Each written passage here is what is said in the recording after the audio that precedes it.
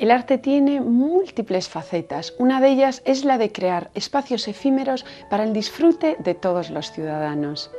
Hoy se sienta en Espacio de Arte un artista compostelano, creador del MECO, José Manuel Méndez, artista con una imaginación desbordante. Crea ambientes, escenarios, diseña ambientaciones teatrales, pero también es pintor y escultor. Su imaginación desbordante le lleva a modificar todo el entorno en el que habita. Bienvenido a nuestro programa, José Manuel. Gracias por invitarme. Gracias a ti. ¿Quién es José Manuel Méndez? ¿De dónde viene y a dónde va? Bueno, pues vengo, en realidad casi siempre estuve aquí, en Santiago. Nací aquí en Santiago y después de dar pues una serie de volteos, digamos, por ciertas regiones, decido volver porque, desde luego, es eso, non hai terra como a nosa. Y después de tanto volteo, dinos un museo en el que perderte. Pues yo creo que en los Uffizi, yo creo que fue de los últimos que estuve y realmente a mí es que el Renacimiento me vuelve loco. ¿Y una ciudad en la que vivir, además de Santiago? Pues yo estaba muy a gusto en Laredo, ahí la zona vieja de Laredo, sobre todo en la época del el veraneo bestial, es una zona muy entrañable para mí, ¿no? Iba a temporaditas allí. O sea, ¿qué paisaje prefieres, el de mar o el de montaña? Pues el de mar. Para mí, para disfrutar del paisaje, me gusta el mar. Sin embargo, yo creo que me encuentro más a gusto en la montaña. Son esas contradicciones, ¿no? La línea de horizonte me atrae muchísimo, ¿no? ¿Qué querías ser Méndez de mayor? Pues yo creo que de chaval yo quería ser pintor. Yo tenía claro, cuando era niño, yo quería ir a estudiar Bellas Artes a París y esas cosas y tal, y ya soñaba con ser un pintor, ¿no? O sea, que conseguiste tu sueño. Bueno, en cierta medida, sí. ¿La vida en soledad o compañía? Me atrae muchísimo la soledad, pero no la soporto demasiado tiempo. Entonces, claro, necesito compañía. Claro, lo ideal es tener una compañía que sea lo suficientemente comprensiva como para dejarte esos huecos, ¿no?, de soledad. Bueno, y tú la encontraste en una pastora, pero que después se dedicó a la medicina. Pues sí, bueno, exactamente, cuando yo la conocí, de hecho, estaba haciendo las oposiciones al MIR, ¿no?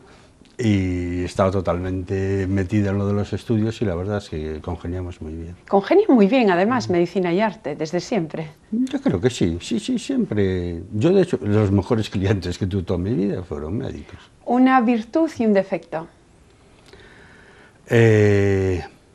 Hombre, para mí la gran virtud de alguien es tener don de gente. Es algo que me encantaría, esta gente que se lleva bien con todo el mundo, ¿no? Y defecto, yo creo que la envidia, que es de las cosas más feas que existen.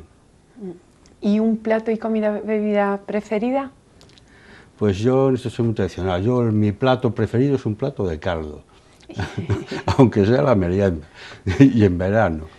Y de bebida, bueno, yo suelo beber Cuba Libre, de ginebra. No está mal. ¿Y un rincón de Galicia el que más se parezca a una obra de arte? Pues yo, la verdad, yo creo que es el punto que más disfruté, es unas ruinas que hay en Cambados, el cementerio de Santas Marinas, que es un cementerio integrado dentro de una iglesia a la que se le cayó el entablamento y quedaron los arcos fajones en el aire, y es una estampa maravillosa, ¿no? Eres muy romántico, por lo que vemos. Yo creo que sí. Bueno, pues si te parece, comenzamos propiamente la entrevista con tus inicios y aquellas series en rojo y negro. Eran series en las que utilizabas estas gamas, menudo vuelco después que diste. Sí, la verdad es que fue un momento en el que yo, cuando comencé, vamos, ya de niño, tenía una paleta siempre bastante reducida, ¿no? Y usaba mucho el verde vejiga y ciertos azules y tal, pero al final dije yo, voy a hacer algo, a intentar hacer una línea y con solo, lo más sencillo, con solo 2 tonos, y entonces jugué a la escala de grises y el rojo. Mataría muchísimo esa combinación. Sí. Entonces empecé a desarrollar y desarrollé pues todo, una cantidad de obra Pues bastante Sí, prolífica. sí, una larga serie.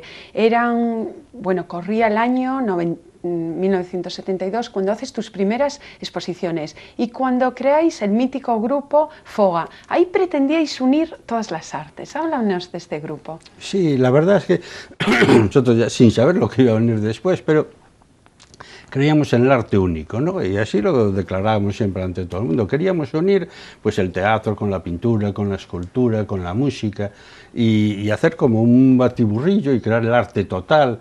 Y en aquel momento estamos como locos, llenos de inquietudes, que hoy en día incluso choca porque ves que realmente se está haciendo y dices, oye, qué mal me combina en este caso, qué mal me... Pero de aquella íbamos tremenda, con toda la ilusión del mundo a intentar eso. Bueno, ¿no? al final yo creo que en toda tu producción lo has hecho, porque pasas de una cosa a otra, pero con una facilidad extraordinaria y creando todo tipo de escenarios y ambientes. Sí, no, la verdad es curioso, de que yo, por ejemplo, digamos, como escultor artista, no existo, no tengo entidad, nunca hice una exposición de escultura. Y sin embargo, dentro del mundo, digamos, de los monicreques, de los cabezudos, de luego dentro de la empresa de los mecos, de toda la cosa, hice muchísima escultura, ¿no? Sí. Yo había estudiado labra en piedra en la escuela, y sin embargo piedra sí que no volví a trabajarla en mi vida, ¿no? Sí, bueno, aunque en cartón piedra que simula piedra auténtica, como lo que tienes en tu jardín que hablaremos, tienes muchas creaciones. Porque José Manuel Méndez es el creador del MECO. El MECO ya lleva 26 años de existencia y el último año, justo estos carnavales recientes, ideaste una meca. ¿A qué vino lo de la chica? Hombre, yo creo que sobre todo le tocaba, ¿no? Como tengo comentado, cuando me puse a dibujarlo, ¿no? Ya después de pensar la idea, lo que hacía, lo que no hacía, al ir modelando, digamos, con el lápiz, ¿no? Las formas, digamos que tenía rasgos muy femeninos, ¿no? La forma que lo iba haciendo era muy femenina. Y de repente digo yo, hombre, parece un poco femenina para ser un meco, pero digo, bueno, pero si es una meca ya no hay problema. Y al mismo tiempo, pues me parece muy buena idea, ¿no? De hacer una meca, y lo presenté y realmente sí, gustó. Otros años han sido mecos y siempre con carácter reivindicativo y social. ¿El arte tiene que tener ese tono? Hombre, yo creo que sí, que el arte en general debe ser reivindicativo, pero yo creo que sin tomar partido tampoco, claramente. O sea, hay que reivindicar valores, o sea, valores como la justicia, valores universales, la libertad y todo esto. Me parece diferente cuando se toma claramente partido por una parte, porque yo creo que pierde parte de ese sentido universal, ¿no? Sí, pero bueno, tú claramente reflejabas lo que sucedía en el momento, Claro, la crisis ahí con tu Credichollo Bank. Claro, exactamente, reflejó la crisis. Antes había reflejado lo del Prestige, había reflejado el MECO, iba subido al Prestige. Al año siguiente el MECO iba tapando, digamos, las manchas de petróleo con billetes. Realmente sí existe una denuncia realmente y creo que es importante.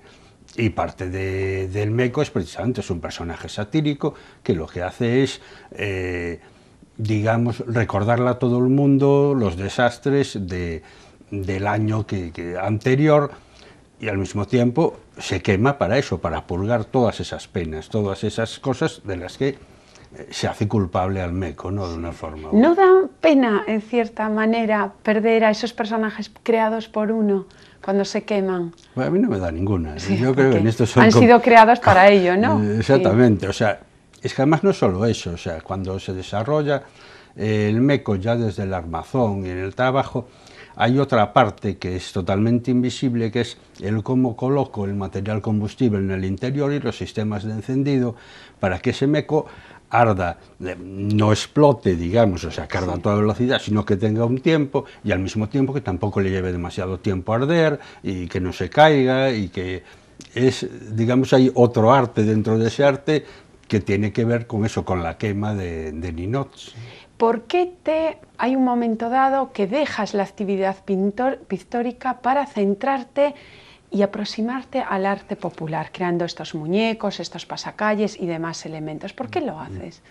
Bueno, yo lo hago en principio como una salida. O sea, yo cuando tenía pues 16, 17 años no podía vivir de la pintura. Yo de aquella me planteaba realmente vivir del arte, y la forma de hacerlo era arrimarme a algo que pudiera darme satisfacción y dinero. Entonces, en ese momento, pues precisamente es cuando me junto con Cucas, montamos un teatro de marionetas, pues empiezo a modelar esas marionetas, vamos de gira, hablamos con ellas, todo esto. Al enterarse el ayuntamiento nos encarga los Cabezudos, que habían sido víctima de cuando fue el primer centro de televisión española en Galicia. Los obreros echaron los escombros sobre los Cabezudos, quedaron aplastados. Hubo que, algunos se recuperaron un poco, pero hubo que remodelar otros. Y entonces empecé a meterme en todas estas cosas. A mí me encantaba el trabajar en materiales nuevos, en resolver problemas, sobre todo de carácter escultórico. Y poco a poco, claro, me fui metiendo en el mundo este de lo que es digamos, la artesanía artística. Sí, ¿no? sí. Pero después vuelves a retomar la pintura. Lo haces en el año 2002 y con una serie dedicada a la mitología griega. Digamos, la rescatas para meter a personajes actuales. Háblanos de esa larguísima serie. Sí, pues surge precisamente, pues te comentaba, estaba en la empresa, había dejado la pintura durante años y ya al estar haciendo los diseños de la empresa en ordenador, volver a oler la pintura, volver a oler el aceite de linaza, me obligó a volver a pintar. Entonces era una cosa que yo me iba, siempre tengo que volver y no. Y entonces volví, digamos, con mucha fuerza. Retomé temas que durante todos esos años me parecían interesantes, y uno de ellos era esto, ¿no? Si revisamos un poco la historia de la pintura, vemos que desde Grecia evidentemente hacía mitología griega, pero la mitología romana era como una copia de la griega, a la que le cambiaron nombres. Pero luego en el Renacimiento nos encontramos con que esos personajes los visten con ropas del Renacimiento. Se sigue evolucionando y llegamos pues al arte de la Edad Moderna, digamos, ¿no? En Francia los pintores clásicos copiaban las figuras clásicas y hacían versiones también vestidas de estilo, incluso aquí en época barroca. Tenemos el ejemplo, o sea, ahora que lo estamos viendo en imágenes, bueno, son escenas mitológicas de personajes que vemos circular todos los días por nuestras calles. Sí, perfectamente. Lo que pasa es que es eso, es gente de ahora metida en un contexto, dentro de la simbología del cuadro, de un contexto clásico. Sí. En este caso, pues en la compunción, este personaje, exactamente, refleja el homicidio, ¿no? Y entonces, según, además, una descripción de Cesare Ripa, un recopilador, sí, un gran mitólogo del Renacimiento, y entonces hace la descripción de cómo el personaje pues sujeta una cabeza humana, lleva una espada o algo sobre el hombro. En este caso, claro, lo cambié por una máquina y voy actualizando, ¿no? Ahí están tus amigos, que también los tienes por el jardín, la obra de Lomarti, hemos visto hace unos instantes. Lomarti, como parte del dibujo, ¿no? Como parte de esa alegoría del dibujo. Hablas de las alegorías. ¿Cuántas alegorías han salido también en tu obra? Ya ni te acuerdas. Pues no, la verdad es que personajes alegóricos muchísimos. Lo que pasa es que yo diferencio aquí un poco de lo que era aquella mitología actualizada, que eran sobre todo pasajes mitológicos en los que yo actualizaba. Y lo que estoy trabajando actualmente es esto, precisamente lo de las alegorías, que son todos cuadros de 2 por 1 metro, excepto el primero, que fue un poquito mayor, y cada uno tiene un solo personaje y tematizado como la alegoría, como antes comentaba, basado en... Sí, basado, bueno, todo hay que decirlo, estudiado, pero profundamente, tanto a Panofsky como a Ripa, como bien has dicho, porque realmente hoy todos nuestros atributos son herederos de lo que nos han legado ellos. Exactamente, o sea, yo creo que la cultura occidental viene de ahí, viene de Grecia, viene de Roma, viene de Egipto, o sea, todo eso tomado es lo que hoy en día nos hace culturalmente ser lo que somos, ¿no? Vamos a hacer un pequeño paréntesis para escuchar a José Carro Otero, presidente de la Real Academia de Medicina y Cirugía de Galicia, también antropólogo, estudioso, científico, de todo. Hace tiempo que sigue su trabajo. Vamos a escucharlo. Tengo el gusto de conocer a José Manuel Méndez desde su juventud y siempre he visto en él una persona con dotes artísticas naturales. Por tal motivo, y en la parte que me cupo dentro de su biografía, lo he estimulado desde entonces a hacer cosas. Hoy la realidad es que se ha revelado como un artista especialísimo. Su obra tiene un carácter peculiar, ya que en ella se integra por sus muchas capacidades la escultura, la pintura, el grabado, el modelado, el trabajo en madera, el trabajo en hierro, todo lo puede asumir. En Méndez destacaría, además de esta versatilidad de técnicas y capacidades, la fantasía. Es un magnífico cerebro pensante que siempre está buscando soluciones nuevas a las cosas. Debe destacar aquí, por ejemplo, el tratamiento que hizo de los temas mitológicos grecolatinos, transmutándolos a la modernidad de una manera sorprendente y al mismo tiempo identificable en su realidad histórica. Hace poco tiempo nos obsequiaba con una exposición sobre un Santiago inundado, un Santiago con mar. Esa visión del Santiago que algunas veces se decía es lo único que le falta tener el mar. La calle de San Francisco parecía una de las calles canales venecianos, la plaza de platerías, los canónigos accediendo al templo en barca. Un artista especial. Tengo la más viva admiración por él y espero de él muchas cosas. Creo que Galicia debe mimarlo. Bueno, pues casi me apunto a sus palabras, que debe de mimarte Galicia. Sí, bueno, le agradezco muchísimo lo que dice. Yo la verdad es que es un hombre al que admiro muchísimo, ¿no? Me parece uno de los pocos sabios que existen hoy en día. Realmente es un sabio, un pico de oro. Bueno, da gusto tenerlo. Bueno, hace tiempo, me parece que ha salido en una de tus mitologías, ¿no? ¿Cómo lo caracterizarías a Carro? Sí, estoy precisamente trabajando en un retrato dentro de las alegorías y aparece como la medicina, que en este caso sostiene en brazos un cuerpo a quien representas a la enfermedad y la muerte, tal y como se representa con un esqueleto, con un reloj, ¿no? O la hoz. Y entre ambos, exactamente, y con la hoz debajo, y entre ambos se disputan a la enfermedad, no luchan. El médico lucha con la muerte para vencerla, ¿no? Y conseguir sanar a la enferma. Y al mismo tiempo detrás hay otra alegoría, que es la alegoría de la salud, que en este caso está iluminada, ¿no?, por una lengua de fuego, que lo que hace es correrla y colocarla encima de él para iluminarlo, ¿no?, con su luz y, digamos, darle un apoyo contra la muerte. Vaya imaginación que despliegas por toda tu obra y por el escenario en el que creas. Ahora estamos viendo tu jardín. Ahora vemos una pieza traída de fuera, una pieza, el famoso gato egipcio, una pieza de tus amigos. Ahí están todos tus amigos, por ejemplo, Francisco Leiro. Hay otras piezas que vemos, esto tiene que saberlo el espectador, que están pasando, que no son creaciones tuyas. Estos sí, pero algunas no, son de Acisclo Manzano y de otros artistas. Háblanos de tu jardín. Casi lo vemos como un pequeño bomarzo. Sí, yo la verdad es que siempre es una cosa que me apasionó, el crear un espacio íntimo, ¿no?, donde uno recogerse, donde estar a gusto y eso. Y siempre fue relacionado a un sitio, digamos, para ver arder y para ver llover. O sea, digamos, como una casetita, como de cara a la naturaleza, ¿no? Estar como en un gusano, en una manzana, mirando cómo llueve, ¿no? Y allí metido.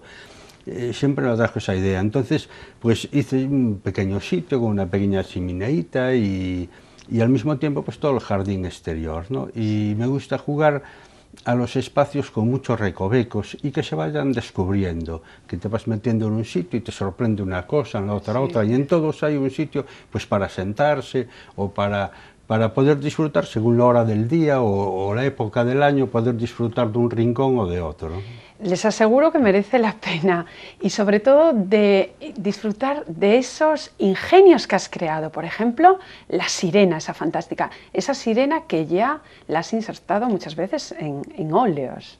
Sí, No sé, bueno, vaya artilugio la sirena. En principio sí, la sirena era, digamos, una figura más sencilla, que fue una única escultura que presenté en la exposición de Ovo Vitae, que se hizo en la sala del Hotel Aragonés, y luego esta sirena efectivamente la utilicé en el Santiago Marítimo como una escultura de carácter civil que hubiera allí, ¿no? Dentro del paisaje. Luego más adelante, precisamente con este evento que hubo a raíz de la Ucronía con Julio Verne y esto, pues llegué a plastificarla y a enriquecerla y le metí exactamente como si fuera una máquina, ¿no? Como si formara parte de eso, de un futuro en el que incluso los hijos, ¿no? Digamos, como esos huevos que tiene, fueran baterías de una máquina futurista o algo, creando pues un juego, ¿no? Sí, y un ingenio, bueno, increíble. Hablando de esa exposición Ovo Vitae, un icono, el huevo, que lo representas por doquier. ¿Qué simboliza el huevo en tu trabajo? Bueno, para mí el huevo realmente simboliza todo, porque simboliza la vida, simboliza la forma perfecta. El caparazón de un huevo es casi indestructible por presión, aunque sí dando un golpe le puede romper. En principio es una forma que es de las más difíciles de romper, o sea, teniendo en cuenta sobre todo lo fino que son, o sea, pero es el desarrollo de la estructura, me parece perfecto dentro de la naturaleza. Hasta los huevos los incorporaste a tu pieza de lo del camino, lo de andante, esa pieza que pudimos ver aquí en el espacio del Correo Gallego, ese zapato que estaba sobre huevos, pisaba sobre huevos.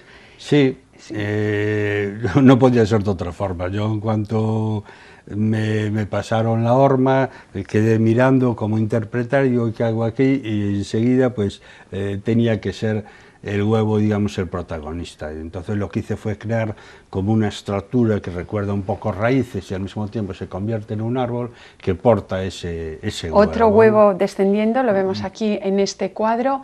Bueno, un elemento, por otro lado, muy daliniano. Daliniano lo ha representado en otras culturas, simbolizaba el alma y muy recurrente. También quiero revisar, ahora que están imágenes, una serie mítica, porque Méndez crea un nuevo Santiago, el Santiago Marítimo. Háblanos de ese Santiago totalmente bañado en el mar, suspiro de muchos. Sí, realmente sí. Bueno, realmente es una imagen que tenía desde hacía muchos años. A mí me recogían digamos, para subir a la empresa, me recogían en la esquina de la calle San Francisco, ¿no? Enfrente al convento de los franciscanos. Y resulta que los días que llovía mucho, esta calle San Francisco tiene como esa zona más elevada que está unida con una escalinata de piedra con la parte inferior, y al llover mucho realmente parecía un muelle, parecía exactamente igual que un muelle, porque con las escalinatas abajo el reflejo del edificio de la Facultad de Medicina.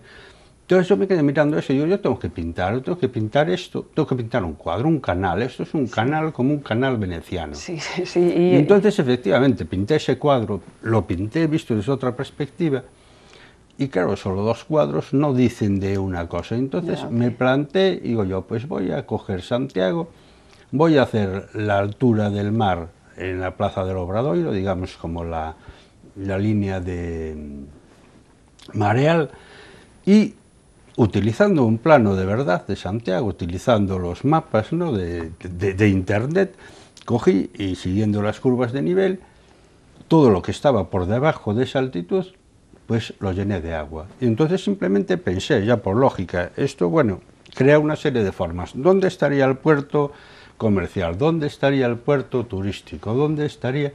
No, la dársena de Juan XXIII la convertí pues en el sitio donde llegarían los ferries y todo esto, que yo creo que es perfecto, hasta tiene el calado. Luego la zona de al lado de la plaza, por esa entrada que vemos del Parque de Belvis, por ahí entrarían los barcos pesqueros, a la lonja, que estaría... Y yo creo que todo tenía su lógica. El Valle del Sar, subiendo por el río Sar, allí estarían los astilleros, estaría toda la zona comercial, hasta el polígono del Tambre. Sí, increíble. Tú que has diseñado pasacalles, que has creado muñecos, que eres el director artístico de Scenoset con obras en todo el mundo. ¿Con qué faceta te sientes más cómodo?